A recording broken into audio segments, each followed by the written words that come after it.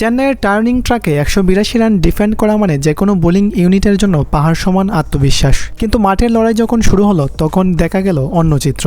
মুজিব শুরুতে জোড়া ধাক্কা দিয়ে গ্যালারি কাঁপালেন ঠিকই, কিন্তু দিন শেষে ব্ল্যাক ক্যাপসরা 13 বল বাকি থাকতেই ম্যাচটা নিজেদের পকেটে পড়ল।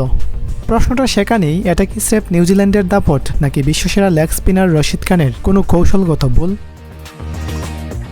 টস হেরে ব্যাটিংয়ে নামা আফগানিস্তানের শুরুটা কিন্তু বেশ নড়বড়ে ছিল। লকি ফার্গুসন আর ম্যাট হেনরি শুরু থেকেই অফ স্টাম্পের বাইরের সেই অলিগলিতে বল ফেলছিলেন, যেখানে গুরবাজ বা ইব্রাহিমরা হাত খোলার সুযোগ পাচ্ছিলেন না। ঠিক সেই মুহূর্তে ত্রাতা হয়ে এলেন গুলবাদিন নাইব। 180 স্ট্রাইক রেটে তার 63 রানের সেই ইনিংসটা স্রেফ টি20 ব্যাটিং ছিল না, ওটা ছিল পিওর পাওয়ার। স্লটে বল পেলেই কাউ কর্নার আর লং অনের উপর দিয়ে বল গ্যালারিতে আছড়ে ফেলছিলেন তিনি। এই হাই ইম্প্যাক্ট ইনিংসটাই আফগানদের লড়াই করার মতো পুঁজি এনে দেয়। কিন্তু চেন্নাইয়ের চিপকের উইকেটে যেখানে স্পিনাররা বাড়তি গ্রিপ পায়, সেখানে কি এই রান নিউজিল্যান্ডকে আটকানোর জন্য যথেষ্ট ছিল?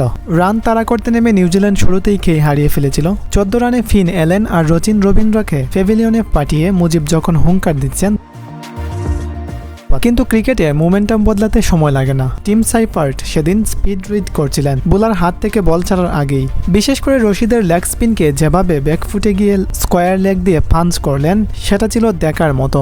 মিডল ওভারে গ্ল্যান ফিলিপসের 42 রানের কেমিও ম্যাচের পাল্লা নিউজিল্যান্ডের দিকে হেলিয়ে দেয়। ফজল হক ফারুকি কিংবা জিয়াউর রহমান কেউই ব্যাটারদের উপর ডট বলের প্রেসার তৈরি করতে পারছিলেন না। সাইফার্টের 42 বলে 65 রানের ইনিংসটা ছিল এক কথায় কন্ট্রোলড অ্যাগ্রেশন। এবার একটু গভীরে যাওয়া যাক। রশিদ খানের বোলিং ময়নাতদন্ত করলে দেখা যায় 4 ওভারে 34 রান দিয়ে মাত্র 1 উইকেট। এমন বোলিং রশিদের নামের সাথে ঠিক যায় না। চেন্নাইয়ের চিদম্বরম স্টেডিয়ামের পিচে যেখানে মুজিব শুরুতে গ্রিপ পাচ্ছিলেন, রশিদ সেখানে বারবার ফ্ল্যাট আর শর্ট লেন্থে বল করে গেছেন। ফিলিপস যখন সেট হয়ে যাচ্ছিলেন, রশিদ তখন কেন তার গুগলির লেন্থ আরও ফুলার করলেন না, সেই প্রশ্ন তোলাই যায়। দ্বিতীয়ত, ক্যাপ্টেন্সি ডিসিশন।